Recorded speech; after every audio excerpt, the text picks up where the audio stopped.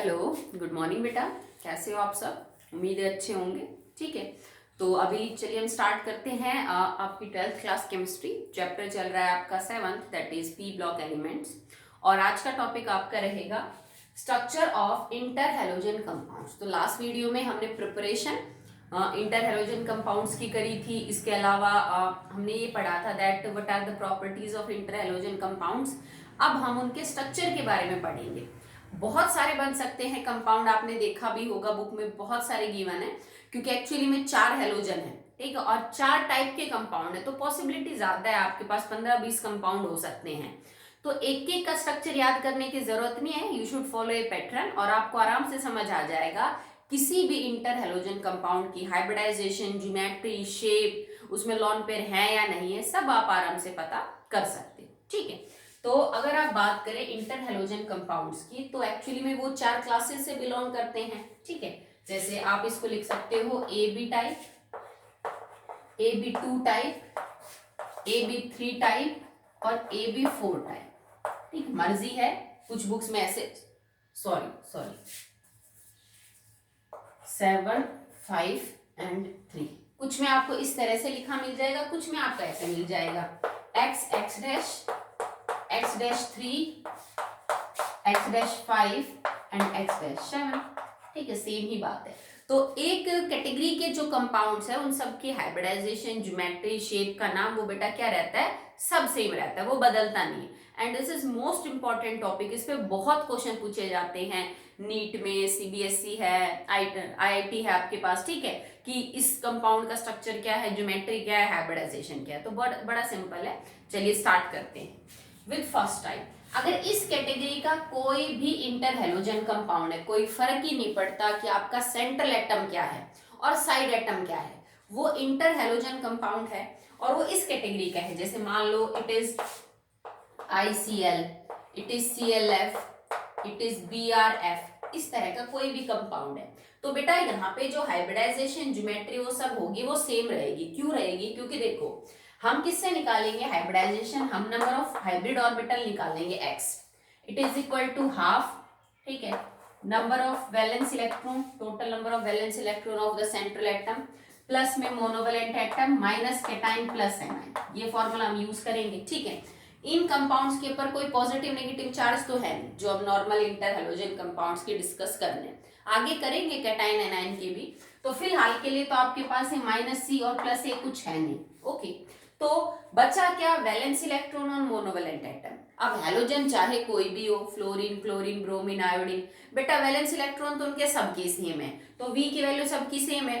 और मैं कह रही हूं कि अगर एक टाइप का इंटर हेलोजन कंपाउंड है, जैसे मतलब यही टाइप है बस, या फिर ये टाइप है, तो इनके अंदर जो एटम दूसरा जुड़ा हुआ है वो भी तो नंबर सेम रहेगा ना, क्योंकि जो हेलोजन है वो मोनोवेलेंट एटम है, उनकी वैलेंसी 1 है। और अगर आप एक ही कैटेगरी के इंटर हेलोजन कंपाउंड ले रहे हो, तो इस मोनोवेलेंट हेलोजन का नंबर भी फिक्स है, मतलब m भी फिक्स है और v भी फिक्स है, तो ऑब्वियस सी बात है x की वैल्यू सेम आएगी।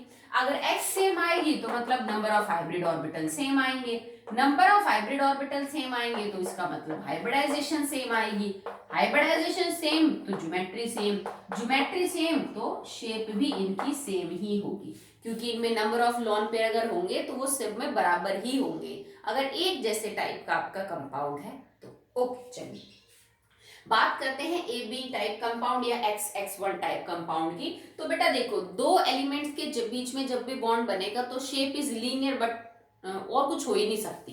ठीक है, तो यहाँ पे जो कोवलेंट बॉन्ड बनेगा उनमें जो शेप है दैट विल बी लीनियर, तो इसमें तो आपको बहुत ज्यादा कुछ पता करने की जरूरत है नहीं, shape will be clearly linear. Okay, तो आप यहाँ लिख दोगे लीनियर। ठीक है, हाइब्रिडाइजेशन आप पता कर सकते हो, कैसे पता करोगे, जैसे मान लो ClF है, ठीक है, क्लोरीन फ्लोराइड में हमें पता है सेंट्रल एटम क्या है आपका, क्लोरीन है, साइज में बड़ा है, तो यहाँ पे क्या हो जाएंगे, valence electron will be 7, plus में मोनोवेलेंट एटम जुड़ गया आपका एक 8, 8 बटे में 2 4, 4 हाइब्रिड ऑर्बिटल किसमें होते हैं, sp3 में, तो ज्योमेट्री तो यहाँ पे टेट्राहेड्रल रहेगी। ठीक है, बट क्योंकि एक्चुअली में बॉन्ड तो एक ही बना रखा है, तो इसकी शेप क्या रहेगी बेटा, लीनियर रहेगी, दो पॉइंट्स को जोड़ेंगे तो हमेशा एक सीधी लाइन ही आएगी, तो shape will be linear. Okay, चलिए आगे देखिए,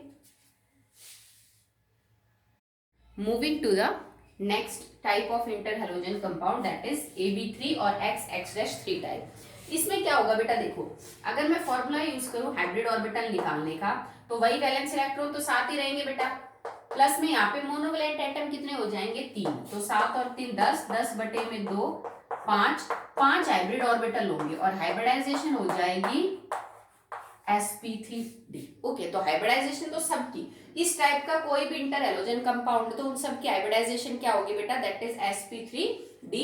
और sp3d के हिसाब से ज्योमेट्री होनी चाहिए trigonal by pyramid. Okay, that will B trigonal bi pyramidal. Okay, but आप ये चेक करिए is your central atom carrying lone pair और नॉट, क्योंकि अगर आपके सेंट्रल एटम में लॉन पेयर नहीं है तो हाइब्रिडाइजेशन से ज्योमेट्री और शेप दोनों कंफर्म हो जाएंगी, बट अगर लॉन पेयर है तो इसकी शेप अलग मिल सकती है इसकी ज्योमेट्री से। अब देखो जैसे इस कैटेगरी का एक एग्जांपल है ClF की, तो क्लोरीन ने बॉन्ड तो 3 ही बना रखे हैं फ्लोरीन के साथ, और ऑब्वियस सी बात है फ्लोरीन सिंगल ही बनाएगा क्योंकि उसको तो चाहिए ही एक इलेक्ट्रॉन शेयरिंग के लिए, अपना ऑक्टेट पूरा करने के लिए।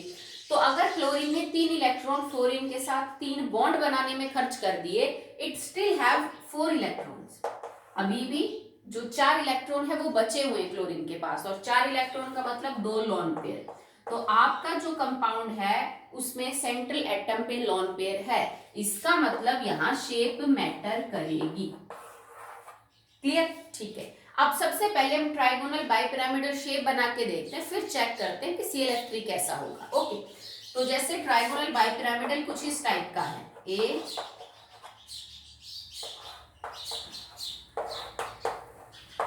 ये मैं नॉर्मल बना रही हूँ, इस कैटेगरी का नहीं, जैसे इसमें AB3 लिखा हुआ है।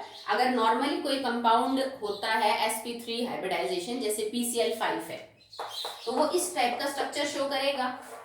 नीचे एक ट्राइंगल होगी जिसके हर एंगल 120 के होंगे, और एक उसके ऊपर परपेंडिकुलर और एक नीचे। हाइब्रिडाइजेशन के हिसाब से ClF3 कुछ ऐसा है, पर इसके पास 5 एटम नहीं है बॉन्ड बनाने के लिए, इसके पास सिर्फ 3 फ्लोरीन है। ओके, तो अब आपको ये डिसाइड करना है कि out of these 5 position actually में लॉन पेयर किस पोजीशन पे है, क्योंकि ट्राइगोनल बाइपिरामिडल स्ट्रक्चर के अंदर 2 पोजीशंस होती हैं, इनको हम बोलते हैं इक्वेटोरियल पोजीशन ये वाली, और ये बॉन्ड है एक्सियल। आप जानते हो, आपने पढ़ रखा है, एक्सियल थोड़े से लंबे होते हैं और इक्वेटोरियल थोड़े से छोटे होते हैं, पिकोमीटर्स में 2 4 5 पिकोमीटर का फर्क मिलेगा। ओके, अब आप ये जो 2 लॉन पेयर आएंगे ना ClF3 या इस टाइप के किसी भी कंपाउंड में, आपको इन 5 एटम्स की जगह 3 एटम और 2 लॉन पेयर सेट करने, और इस बात को ध्यान में रखते हुए कि रिपल्शन कम हो। अब मुझे कौन सी रिपल्शन कंसिडर करनी पड़ेगी, लॉन पेयर, क्योंकि सबसे ज्यादा जो रिपल्शन प्रोमिनेंट होती है दैट इज लॉन पेयर, तो मुझे उसको कम से कम रखना है। अब लॉन पेयर कम से कम रिपल कब करेंगे, जब वो दूर, ज्यादा से ज्यादा दूर होंगे। और दूर कब हो सकते हैं बेटा, इसमें तो 2 ही एंगल है, एक तो 120 का है और ये 90 के है, तो मैं कोशिश करूंगी कि मैं एंगल 120 का रखूं 2 लॉन पेयर के बीच में, ताकि वो दूर ज्यादा रहे, ना कि 90 डिग्री के एंगल पे। तो ये जो 3 पोजीशन है ना, 1 2 3, इन तीनों में से किसी भी 2 पे आप लॉन पेयर रख दो, इससे कोई फर्क नहीं पड़ता इधर और इधर लॉन पेयर आएगा कि इधर और इधर, या फिर इधर और इधर, क्योंकि ये तीनों तो बराबर पोजीशन है। तो आप इनमें से किसी 2 पोजीशन के ऊपर लॉन पेयर रख दो, बाकी 3 जगह एटम लगा दो। ठीक है, तो जैसे यहाँ पे मैंने बना दिया लॉन पेयर, यहाँ पे भी मैंने बना दिया लॉन पेयर। अब अगर ये क्लोरीन है तो यहाँ Cl, यहाँ F और इधर F। ठीक है, तो अब ये शेप डिसाइड करो आप, इसकी ज्योमेट्री तो वही है sp3d से ट्राइगोनल बाइपिरामिडल, बट शेप कब बनती है, जब आप लॉन पेयर को दबा लो तो ये कैसा नजर आता है, ये कुछ यूं है, Cl F F और F, ये T जैसा है ना कुछ, पर ये T इतना सीधा भी नहीं बनेगा, एंगल आपके 90 डिग्री के नहीं रहेंगे। सिंपल सी बात है, क्यों नहीं रहेंगे, क्योंकि लॉन पेयर जब रिपेल करेंगे, लॉन पेयर बॉन्ड पेयर भी रिपेल करेंगे, तो एंगल 90 डिग्री का नहीं रहेगा बेटा। जैसे आप इसको, आपने एक्सपेक्ट ये किया था कि Cl F F F, एक लॉन पेयर, ओके, इसको हम टी शेप बोलते हैं। ठीक है, these angles are of 120 120 120, this is of 90 and this is of 90। अगर लॉन पेयर एक दूसरे को रिपेल करेंगे तो लॉन पेयर दूर जाएंगे ना, ठीक है, बट लॉन पेयर इस बॉन्ड पेयर को भी तो रिपेल करेगा ना, क्योंकि दूसरे नंबर पे जो सबसे ज्यादा प्रोमिनेंट रिपल्शन है that is lone pair and bond pair. Okay, so lone pair इस बॉन्ड पेयर को भी पुश करेगा। आप यूं समझ लीजिए कि लोन पेयर इस प्लेन में है और इसके ऊपर ये बॉन्ड पेयर है, तो ये लोन पेयर इस बॉन्ड पेयर को भी पुश करेगा, तो बॉन्ड पेयर पीछे की तरफ जाएगा। तो ये लाइन इतनी स्ट्रेट नहीं मिलेंगी आपको, ये आप थोड़ी सी यूं दिखा दीजिए इनको, ठीक है, इस तरह का स्ट्रक्चर मिलेगा आपको, ना कि एकदम स्ट्रेट लाइन मिलेगी। ठीक है, तो आप इस ज्योमेट्री से जिसको शेप बनेगी उनको बैंड टी शेप बोल सकते हो। थोड़ा सा टी जो है आपका मुड़ा हुआ है। ओके, तो जितने भी इंटर हैलोजन कंपाउंड इस कैटेगरी के हैं AB3 या फिर XX-3 टाइप, उन सब की हाइब्रिडाइजेशन sp3d होगी, सबकी ज्योमेट्री ट्राइगोनल बाइपिरामिडल होगी, सबके सेंट्रल एटम पे 2 लोन पेयर होंगे और रिपल्शन को कम करने के लिए वो दोनों लोन पेयर इक्वेटोरियल पोजीशन पे होंगे, तो उनकी शेप का नाम हो जाएगा बैंड टी शेप। ये जो बॉन्ड पेयर है थोड़े से पीछे की तरफ खिसक जाएंगे due to lone pair bond pair repulsion. अब इस बात से कोई फर्क नहीं पड़ता कि मैं इस कंपाउंड की जगह ये लिख देती BrF3, मैं IF3 लिख देती या मैं IBr3 लिख देती, कोई फर्क नहीं पड़ता। अगर कैटेगरी सेम है तो वही है बेटा, valence electron same, number of monovalent atom same, तो x की वैल्यू सेम ही आएगी। हाइब्रिड ऑर्बिटल सेम तो हाइब्रिडाइजेशन सेम, ज्योमेट्री सब जो है वो क्या हो जाएगी बेटा सेम, सिर्फ एक चीज बदलेगी and that is bond angle. ठीक है, जैसे जो बॉन्ड एंगल होंगे, ये वाला बॉन्ड एंगल, ये वाला एंगल, ये वाला, ये बदल जाएंगे। अगर तुम्हारा कंपाउंड ClF3 है तो बॉन्ड एंगल कुछ और है, BrF3 है तो कुछ और है, IF3 है तो कुछ और है, तो सिर्फ बॉन्ड एंगल बदलेगा, बाकी चीजें आपकी कॉमन ही रहेगी। ओके, इसका ध्यान रखना, lone pair is at the equatorial position to minimise the repulsion. Simple सी बात है, हम चाहते तो यूं भी कर सकते थे कि एक लोन पेयर को यहाँ एक को यहाँ रख सकते थे, या दोनों को एक को इधर एक को इधर रख सकते थे, पर ये क्योंकि ऑलरेडी +1 में हो चुका है डिटेल में, तो सिर्फ रिपल्शन को कम करने के चक्कर में यही पॉसिबल स्ट्रक्चर आपका बेस्ट है। ठीक, चलिए अगली कैटेगरी करते हैं बेटा, दैट इज AB5 टाइप।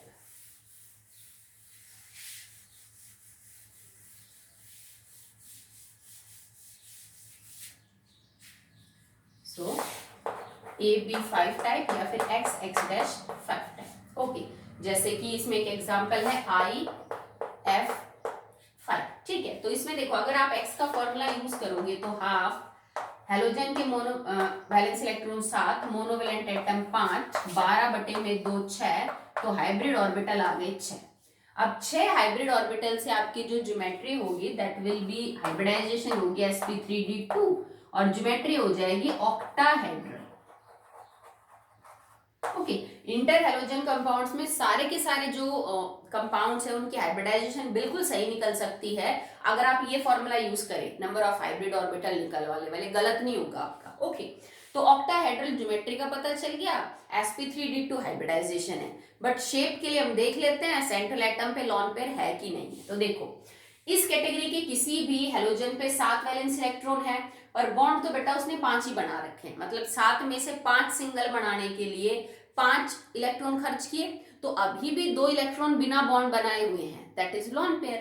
तो 2 इलेक्ट्रॉन बचे हैं जो अनयूज्ड है, बॉन्ड में नहीं बने, और वो एक लोन पेयर है। तो जब कभी भी लोन पेयर का जिक्र आएगा मतलब शेप मैटर करेगी। ओके, तो हमें शेप का नाम देखना पड़ेगा, तो मैं पहले बनाती हूँ ऑक्टाहेड्रल शेप कैसे होती है। Okay, so it is like that, A B B B, एक ऊपर और एक नीचे, मतलब ये एक स्क्वायर है और ये उसका एक ऊपर परपेंडिकुलर एक नीचे, all angle are of 90 degree. ठीक है, कि नॉर्मल एक्सपेक्टेड शेप जो होती है ऑक्टाहेड्रल के अंदर वो आपकी ऐसे होती है, सारे एंगल उसके अंदर 90 डिग्री के होने चाहिए।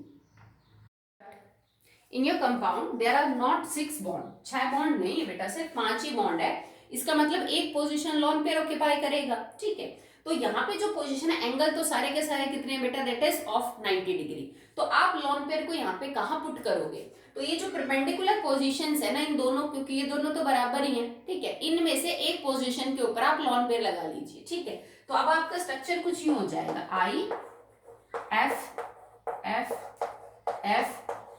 एक फ्लोरीन मैंने ऊपर लगा दिया, and now this is the lone pair. इस तरह की आपकी जो शेप है वो देखने को मिलेगी। शेप का नाम बताने के लिए आप लोन पेयर को दबा लीजिए, तो ये कुछ ऐसा है, एक स्क्वायर है और उसके एक साइड में परपेंडिकुलर है, तो हम इसको बोलेंगे स्क्वायर पिरामिडल, ठीक है। अगर दोनों साइड में होता है then it is bipyramidal. तो इसकी शेप का नाम हो जाएगा स्क्वायर पिरामिडल।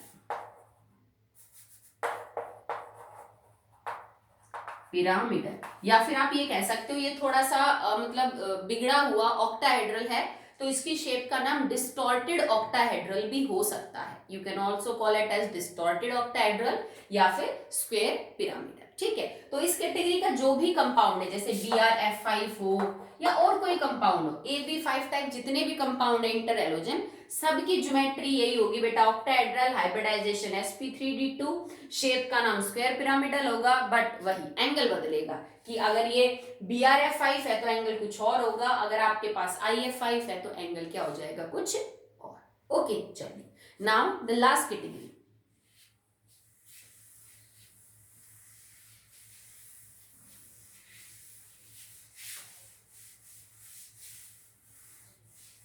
AB7 टाइप या XX-7, इसमें कंपाउंड काफी कम बनते हैं क्योंकि 7 हेलोजन एटम्स को बाइंड करने के लिए आपको बड़ा सारा halogen atom as a central atom चाहिए, दैट इज आयोडीन। तो बाकी जो हेलोजन है वो कम बनाते हैं इस टाइप के कंपाउंड, क्योंकि वो साथ साथ हेलोजन को पकड़ के नहीं रख सकते। जैसे एक एग्जांपल है इसमें IF7, तो अगर मैं नंबर ऑफ हाइब्रिड ऑर्बिटल निकालूं तो half 7 + 7 14 divided by 2, that is hybrid orbital will be 7, और 7 हाइब्रिड ऑर्बिटल से एक हाइब्रिडाइजेशन होती है sp3d3, 3 और 3 6 और 1 7, ठीक है। जब भी आप हाइब्रिड ऑर्बिटल निकालते हो ना x की वैल्यू, तो उससे आपको हाइब्रिडाइजेशन का आइडिया हो जाता है। जैसे अगर 4 हाइब्रिड ऑर्बिटल है तो होगी sp3 भी हो सकती है, dsp2 भी हो सकती है। अगर 5 हाइब्रिड ऑर्बिटल है तो sp3d मिलेगी, क्योंकि देखो 3 4 5 ऑर्बिटल इसमें होते हैं, 4 ऑर्बिटल इसमें होते हैं, ऐसे पता करते हैं, ठीक है। तो अब इसके हिसाब से देख लेते हैं पहले लॉन पेयर है कि नहीं। बेटा आयोडीन के या फिर किसी भी सेंट्रल एटम के इस टाइप में 7 वैलेंस इलेक्ट्रॉन और बॉन्ड भी 7 ही बना रखे हैं, मतलब 7 थे और 7 ही बना रखे हैं बॉन्ड, कोई लॉन पेयर नहीं है, so it carries no lone pair. तो हाइब्रिडाइजेशन के हिसाब से ज्योमेट्री और शेप हो जाएगी। ओके, सो sp3d3 की क्या होती है, पेंटागनल बाई पिरामिडल, और क्योंकि कोई इरेगुलरिटी तो है नहीं, शेप का कोई लॉन पेयर का जिक्र नहीं है, तो आप सिंपल शेप बना दीजिए जैसी होती है पेंटागनल बाय पिरामिडल। आयोडीन और पेंटागन बनाइए, 5 फ्लोरीन बराबर बराबर एंगल पे होंगी, 360 डिवाइडेड बाय 5 बराबर एंगल है सारे, और ये जो पेंटागन बनेगा एक इसके ऊपर परपेंडिकुलर फ्लोरीन और एक इसके नीचे परपेंडिकुलर फ्लोरीन, ठीक है। तो इसका तो रेगुलर है सब कुछ, कुछ भी शेप वगैरह की बात आएगी नहीं। तो अगर आपके पास कोई भी इंटर हेलोजन कंपाउंड है तो बेटा इन चारों कैटेगरी में से एक का होगा, तो आपको इंडिविजुअलाइज उसको देखने की भी जरूरत नहीं, अगर आपको उस कैटेगरी का कोई भी और कंपाउंड की शेप हाइब्रिडाइजेशन याद है, ठीक है, सबकी सेम रहेगी, बस सिर्फ एंगल बदलता है और कुछ नहीं, ठीक है। तो इसी टाइप के कंपाउंड आएंगे जिनके स्ट्रक्चर वगैरह आपको, शेप वगैरह आपको बतानी पड़ेगी। ओके, चलिए आगे पढ़ते हैं इसमें। Now your next topic is polyhalide ions. तो मैंने लास्ट वीडियो में भी हमने पॉलीहेलाइड आयंस बनाई थी, जब हमने किसी इंटर हेलोजन कंपाउंड की रिएक्शन किसी एल्कली मेटल सॉल्ट के साथ की थी, like ICl react with KCl, caesium fluoride, potassium chloride, तो अब उनको पढ़ेंगे, ठीक है। तो पॉलीहेलाइड आयंस क्या होते हैं बेटा, जब कोई inter halogen compound react with an halide ion, ठीक है, जैसे I नेगेटिव है, F नेगेटिव हो गया, Cl नेगेटिव है, Br नेगेटिव है, ऑब्वियस सी बात है ये I नेगेटिव Br नेगेटिव कोई पॉजिटिव पार्ट भी होगा इनके साथ, जैसे K Br के साथ रिएक्ट करे, Ki के साथ रिएक्ट करे, NaF के साथ रिएक्ट करे, NaCl के साथ रिएक्ट करे। ओके, जब कोई इंटर हेलोजन कंपाउंड किसी एल्कली मेटल सॉल्ट या मेटल सॉल्ट के साथ रिएक्शन करता है, इट मींस उनमें हैलाइड आयन है, तो ये आपस में रिएक्ट करके पॉलीहेलाइड आयंस बनाते हैं, ठीक है। पॉली का मींस मैनी, हैलाइड का मतलब हेलोजन से, कि वो एक बड़ी आयन बनेगी जिसके अंदर काफी हेलोजन एटम जो है वो देखने को मिलते हैं, ठीक है। कई तो हमने जो रिएक्शन की थी एल्कली मेटल सॉल्ट्स के इंटर हेलोजन कंपाउंड्स के साथ, उनमें बनाए भी थे, जैसे कि K पॉजिटिव ICl2 नेगेटिव, इस टाइप का कंपाउंड बनाया था ना हमने, एक सीजियम के साथ बनाया था, पोटेशियम के साथ बनाया था, ब्रोमियम के साथ बनाया था। जैसे सीजियम पॉजिटिव, IF6 नेगेटिव, ठीक है। तो ये आपकी ये वाली जो है देखो, iodine 6 fluorine, total 7 halogen atom और negative charge, it is a polyhalide ion. Iodine 2 chlorine, total 3 halogen atom, negative charge, तो these are known as polyhalide ions. और इसके अंदर एक बहुत अच्छी है जिस पॉलीहैलाइड आयन जिसका स्ट्रक्चर कई बार पूछा जाता है, और उसका प्रूफ पता कैसे चला, that iodine solubility in water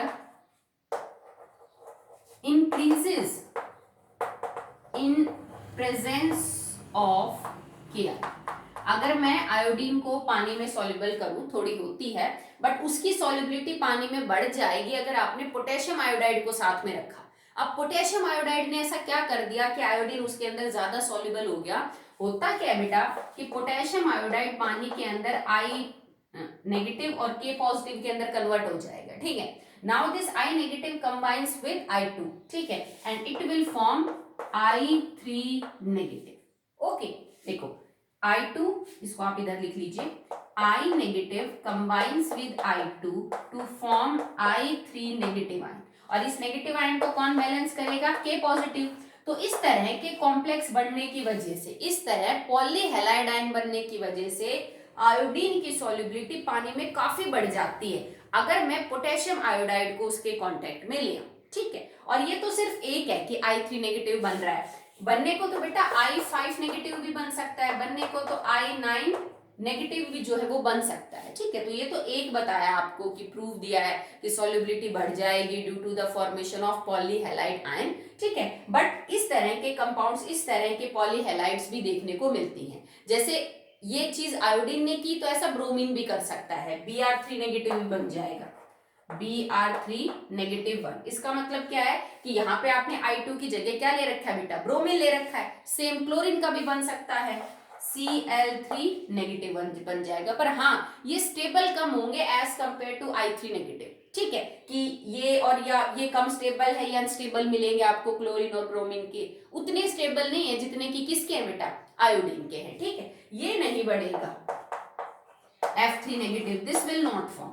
इसका रीजन क्या है, उसके लिए हमें सबसे पहले I3 नेगेटिव के स्ट्रक्चर वगैरह इनके बारे में पता होना चाहिए, ठीक है। तो मैं वो तब समझाऊंगी कि ऐसा कंपाउंड ये बनेंगे बट बहुत कम स्टेबल होंगे, अनस्टेबल कह लीजिए, बट F3 नेगेटिव तो बनेगा ही नहीं, ओके। और इनके अलावा this is the most important one, इस तरह की आयंस की फॉर्मेशन भी हो सकती है, और इनके बनने का तरीका वही है बेटा, they react with any metal salt और तब इनकी फॉर्मेशन होती है, ओके। चलिए बात करते हैं about the properties of polyhalide ions. क्या क्या प्रॉपर्टीज होती है, तो बेटा because they carry positive negative ions, so they are crystalline structure, they are crystalline solids. Properties में they are crystalline solids whose aqueous solution conduct electricity because they contain polarity। इनमें polarity है तो वैसे तो crystalline solid है, solid state में तो conduct नहीं कर पाएंगे, but aqueous condition के अंदर ये क्या करेंगे बेटा, electricity conduct करेंगे, okay। on heating they can decompose, on heating they can decompose। जैसे आपके पास ये कंपाउंड था लाइक के पॉजिटिव एंड ICl2 नेगेटिव, ये आपके पास एक इंटर हेलोजन कंपाउंड है जिसने पॉलीहैलाइड आयन बनाई है, और आप इसको हीट कर रहे हो तो जाहिर सी बात है कि ये जिससे मिलके बना था ये उसके अंदर टूट जाएगा, ठीक है। पर यहाँ पे एक्चुअली में जो टूटने का पैटर्न है वो क्या होगा, वो किस बात पे डिपेंड करता है, that will depend upon the lattice energy, ठीक है, that will depend upon the lattice energy. जैसे इसमें तो कोई वैरायटी नहीं है बाहर निकलने की, या हाँ है, आप कह सकते हो, जैसे इसमें दो ऑप्शन है, एक बच्चा ये करके आ सकता है madam, it can like Ki plus में Cl2, एक बच्चा ये करके आ सकता है, it can be KCl and I2। भाई अगर मैं इस कंपाउंड को डिकम्पोज करूं तो मेरे पास दो ऑप्शन है, या तो पोटेशियम आयोडाइड और क्लोरीन गैस बाहर निकलेगी, ठीक है, या फिर पोटेशियम क्लोराइड और आयोडीन बाहर निकलेगी। कौन डिसाइड करेगा एक्चुअली में? देखो अगर KI और KCl में से भी मेरे को पता चल जाए कि कौन निकलेगा तो दूसरा प्रोडक्ट तो ऑटोमेटिकली फिक्स ही हो जाएगा। और ये किस बात पे डिपेंड करेगा कि कौन सी हैलाइड बाहर निकल रही है, लेटिस एंथैल्पी पे या लेटिस एनर्जी पे, ठीक है। जिसकी लेटिस एंथैल्पी ज्यादा नेगेटिव होगी वो जो हैलाइड है वो बाहर निकलेगी। लेटिस एंथैल्पी क्या है बेटा?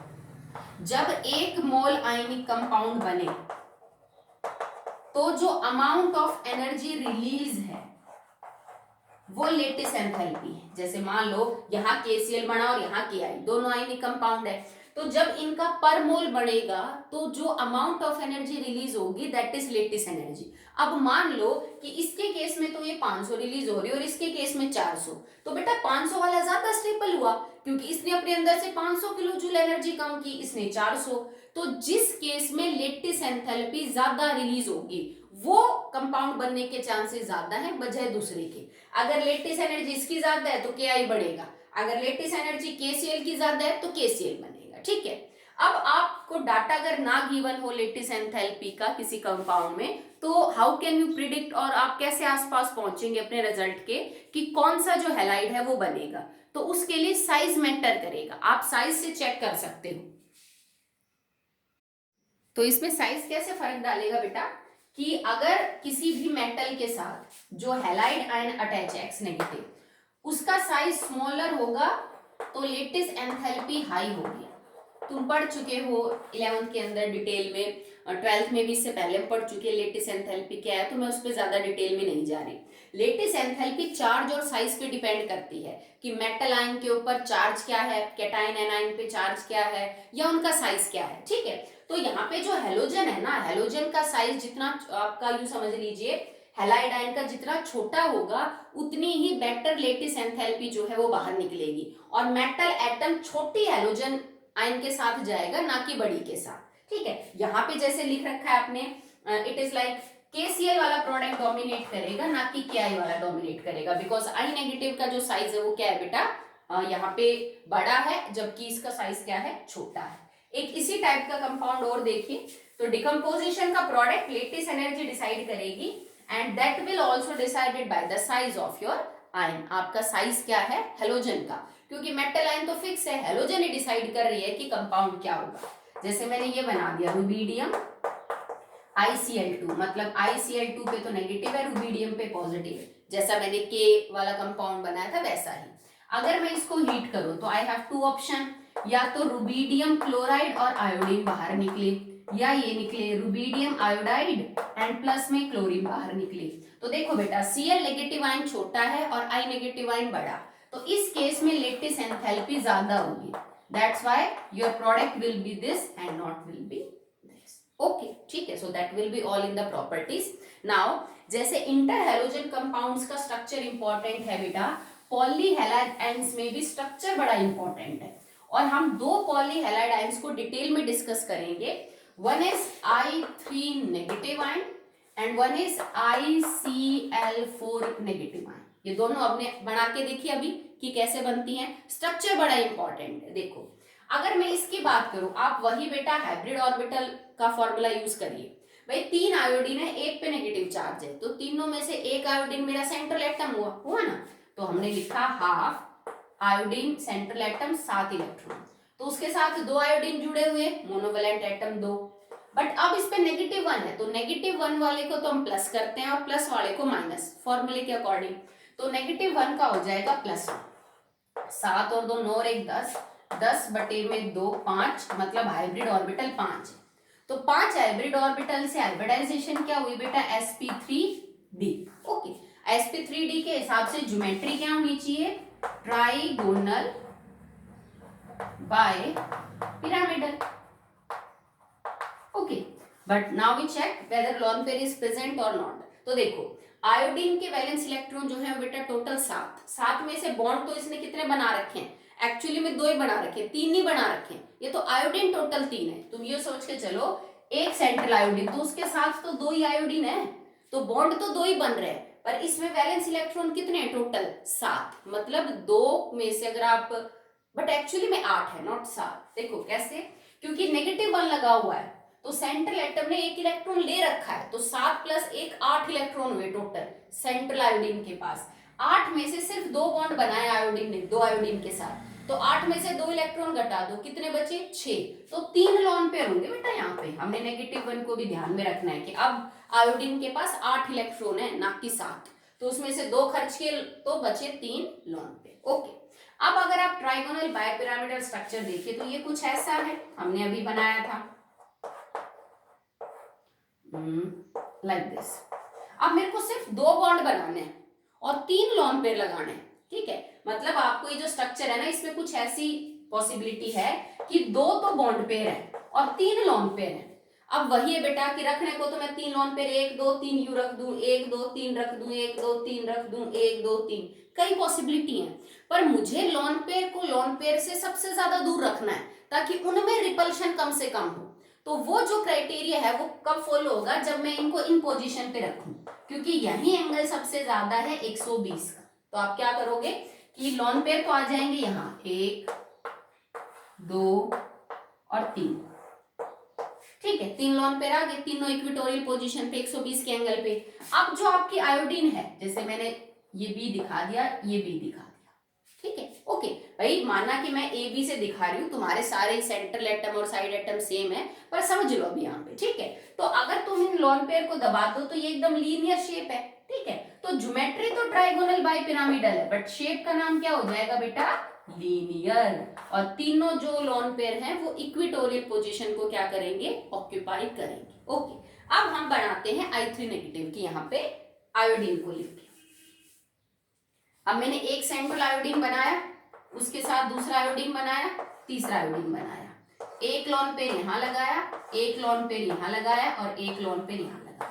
पर अगर इतना स्ट्रक्चर बनाते हो तो देखो आयोडीन के यहाँ पे 8 इलेक्ट्रॉन दिखा दिए तुमने, तो मुझे चार्ज भी दिखाना पड़ेगा -1 कि आयोडीन के जो 8 इलेक्ट्रॉन है ना, ये 1 इलेक्ट्रॉन लेने के बाद है, वैसे तो 7 ही होंगे, ठीक है। तो देखो now it is a linear shape I3 negative और इसके ऊपर 3 क्या है बेटा? Lone pair. इस पे बहुत बार पूछा जा चुका है इसको, क्योंकि I3 नेगेटिव का सब सिंपल सा करके आते हैं, हाइब्रिडाइजेशन पूछ लेते हैं। तो हाइब्रिडाइजेशन तो बेटा इसी फॉर्मूले से निकलेगी sp3d, पर बॉन्ड तो बेचारे ने 2 ही बना रखे ना, तो बाकी पोजीशन कौन ऑक्यूपाई कर लेगा?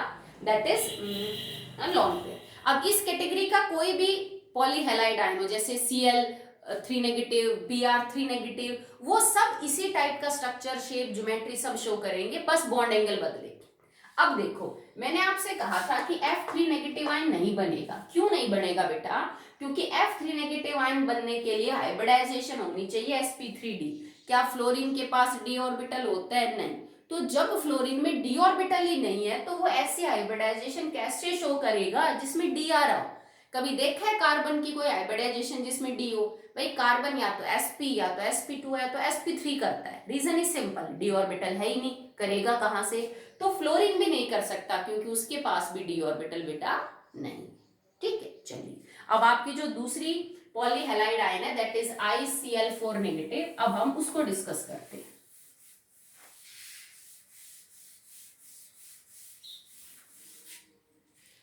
पहले फॉर्मूला यूज करते हैं, x will be half valence electron 7 plus में मोनोवैलेंट 4 माइनस को ऐड कर देंगे प्लस, तो टोटल कितना हो गया बेटा आपका? दैट विल बी आपको मिलेगा 12/2, दैट विल बी 6। तो हाइब्रिड ऑर्बिटल तुम्हारे 6 निकल के आए। अब इस कैटेगरी की कोई भी पॉलीहेलाइड आयन हो उसकी हाइब्रिडाइजेशन ऐसे ही निकलेगी, और 6 हाइब्रिड ऑर्बिटल का मतलब sp3d2 hybridization, geometry will be octahedral. अब आप एक चेक करो कि क्या इसमें लोन पेयर हैं। तो देखो आयोडीन के यहाँ पे जो वैलेंस इलेक्ट्रॉन है वो एक्चुअली में 7 हो गया, 7 + 1 8 हो गए, जबकि बॉन्ड कितने बना रखे हैं? 4। तो 8 इलेक्ट्रॉन में से 4 तो उसने बॉन्ड बनाने में खर्च कर दिए, तो बचे कितने? 4। अब 4 इलेक्ट्रॉन से कितने लोन पेयर होंगे? 2 लोन पेयर। क्लियर? ठीक है। अब आप क्या करो, ऑक्टाहेड्रल शेप को ध्यान करो, कैसी होती है बेटा? A B B B and B, one perpendicular this and perpendicular this। अब तुम्हारी सिचुएशन कुछ यूं है कि आयोडीन ने बॉन्ड तो 4 बना रखे हैं, 2 लोन पेयर है, तो मुझे 2 लोन पेयर कहां सेट करने पड़ेंगे, 2 परपेंडिकुलर पोजीशन पे। तो अब शेप ये हो जाएगी I Cl Cl Cl Cl, 1 perpendicular position पे लोन पेयर एक इधर और एक पे लोन पेयर इधर। ये इसकी शेप है। ज्योमेट्री वही ऑक्टाहेड्रल है, हाइब्रिडाइजेशन वही sp3d2 है, बट क्योंकि लोन पेयर आ गया तो शेप बदल गई। अब शेप के लिए लोन पेयर को दबा लीजिए, तो ये कैसा लग रहा है, बिल्कुल स्क्वायर है, तो इसकी शेप का नाम हो जाएगा square planar, it is known as square planar. ठीक है, तो देखो बेटा, मैं हाइब्रिडाइजेशन के लिए रूल बता सकती हूँ, मैं ज्योमेट्री के लिए रूल बता सकती हूँ, बट शेप के लिए कोई रूल नहीं है। तो आपको एक्चुअली में शेप ध्यान ही रखनी पड़ेगी, बना के और फिर देखना पड़ेगा। मैंने सिंपल तरीका बता रखा है कि लोन पेयर को दबा के देख लो, शेप का आइडिया आपको हो जाएगा। जैसे अमोनिया पिरामिडल है, वाटर बैंड शेप है, ठीक है। तो शेप का कोई रूल नहीं है, वो आपको याद करना ही पड़ेगा। बाकी जो चीज है वो आप ज्योमेट्री, हाइब्रिडाइजेशन, वो सब फॉर्मूले से याद कर सकते। ठीक है, चलिए अब मैं एक बार ऑर्बिटल्स का यूज करके भी बता देती हूँ कि एक्चुअली में I3 नेगेटिव और ICl4 नेगेटिव, ये sp3d और sp3d2 हाइब्रिडाइज कैसे हैं। देखो, I3 नेगेटिव में आयोडीन जो है उसकी अगर मैं वैलेंस कॉन्फ़िगरेशन की बात करूं तो बेटा उसमें 5p है, 5s2 और 5p5 है आयोडीन के आउटर इलेक्ट्रॉन।